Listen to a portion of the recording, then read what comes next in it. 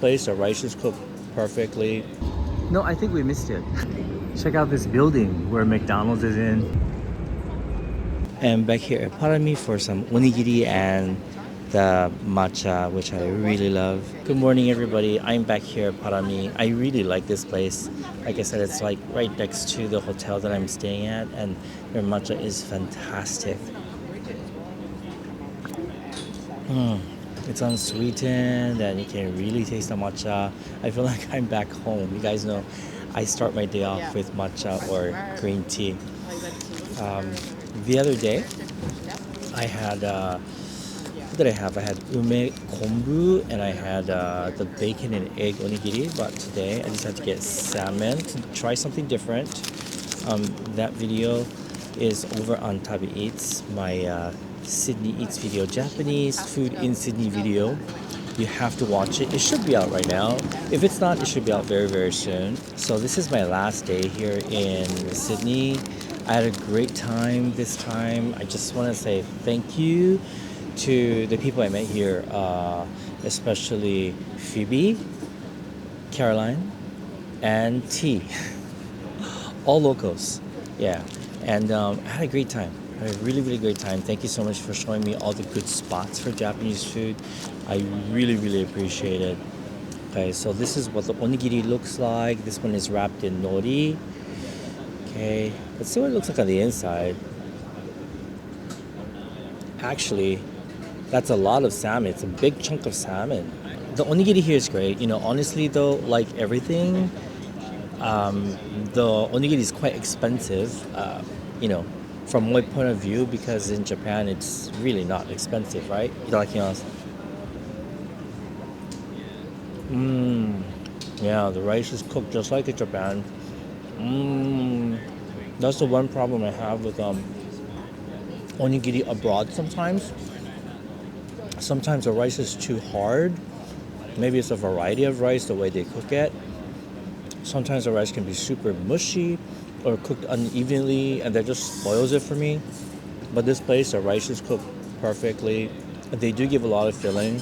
For me, I don't really care if there's a lot of filling or a little bit filling. It just has to be really, really balanced. And for me, the rice is the star of the show.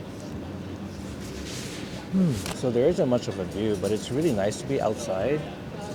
It's another nice day today. Kind of cloudy, actually. That's Parami right there. It's a really, really modern, stylish onigiri cafe. I love it. I love that there's seating. Alright guys, so today I am going to take the light rail and I'm going to visit a place called Bangaroo Reserve. Thank you, Caroline, for the suggestion. This is the CBD area, and I believe we're walking along, this is like Koreatown, I think. There's a Koreatown here as well as a Thai town. And I'm just assuming it's Koreatown because I see a Korean rice cake cafe and Korean street food. Although that is Yasaka Ramen, which looks more like Japanese. I'm not really sure exactly where Koreatown is. If you guys know, let me know. This Korean restaurant's not too bad. Like lunch specials, like 15 bucks. Oh, very reasonably priced here. Binjong, Quay Street Cafe, Quay Street food. My mistake, guys. There's a sign here that says Koreatown is that way. Look, there's a Korean grocery store here. And this is another Korean restaurant right here. And it looks like a Korean hair salon. So maybe Koreatown starts here. Okay, that's our train. Can we get on this? Where's the stop?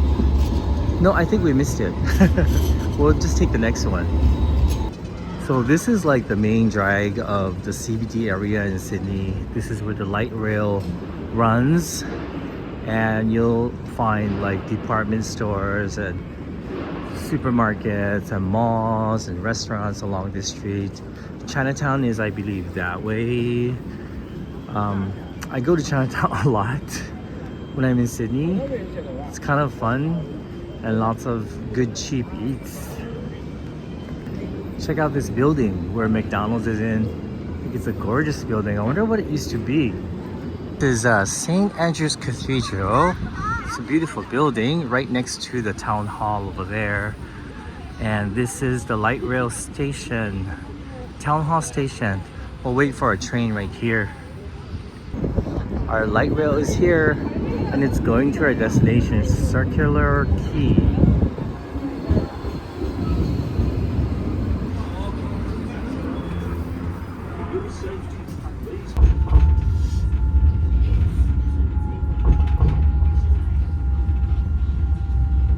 This service terminates here. We are at Circular Quay station, but our destination is, I think, that way. This is Circular Quay, guys. This is where you can see the harbor bridge as well as the city opera house.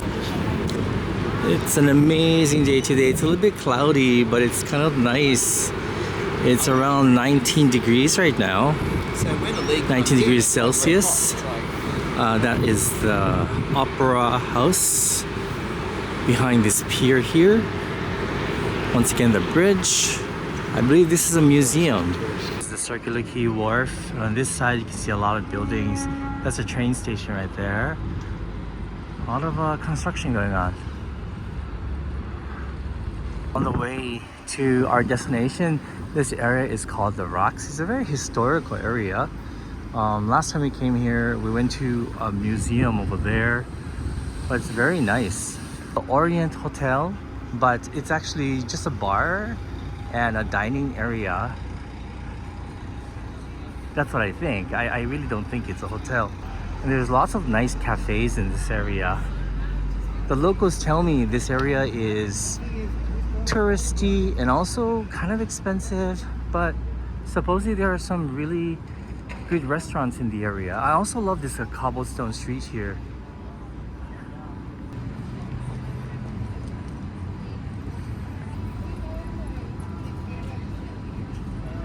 You said this place is like called the Rocks because of the rocks. Yeah, that's what they say. Yeah, that's what it says. Yeah, Actually, there's a lot of rocks. a lot of rocks. Yeah, I just walked under this bridge here and I noticed the walls are all rocks.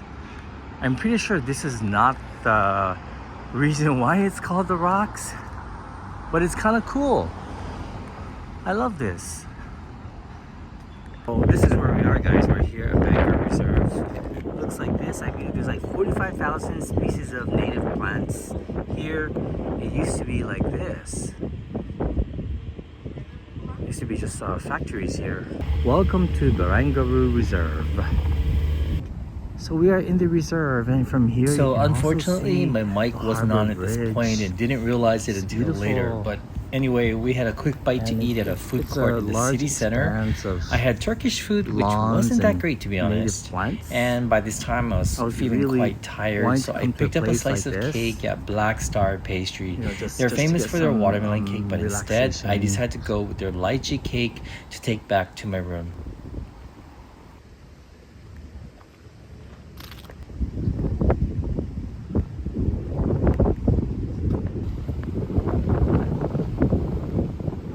The island you see over there, that's a little island over there, is called Goat Island.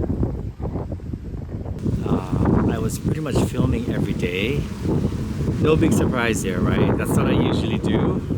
And I actually enjoy it. I mean, this time we went to Japanese restaurants, Japanese eateries, and I really enjoyed it. I mean, all the food was genuinely delicious and up to my personal standards. And so, it was easy. I didn't have to delete anything I ate. I didn't have to criticize anything much. Everything was really good.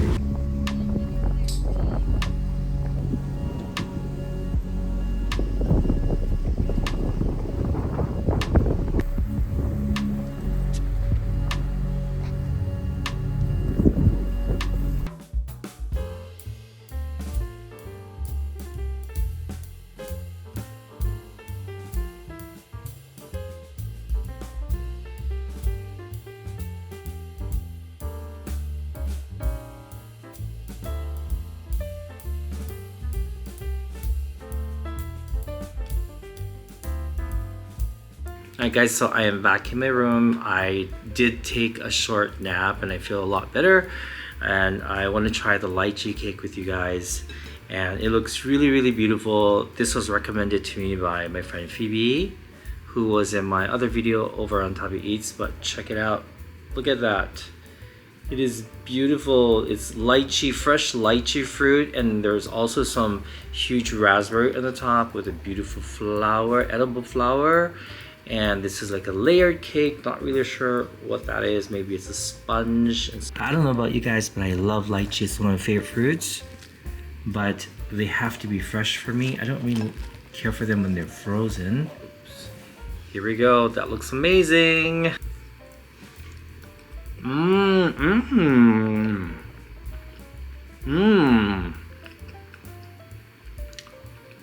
First of all, it's really not that sweet, which is pleasantly surprising.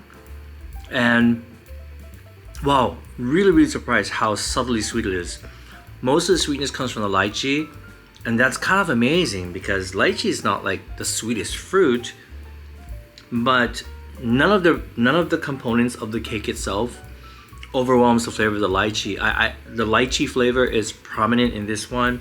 There's like maybe like a chocolate sponge on the bottom, but once again, it's super, super subtle in flavor, and the cream is also subtle as well.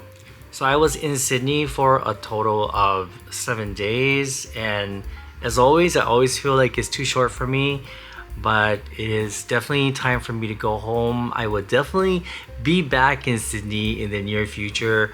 Of course, I know many of you guys are in Melbourne, so that's a place I am dying to go. So that's definitely on my bucket list. So perhaps maybe the next time I'll go to Sydney, I'll also visit Melbourne. Crossing my fingers that comes true.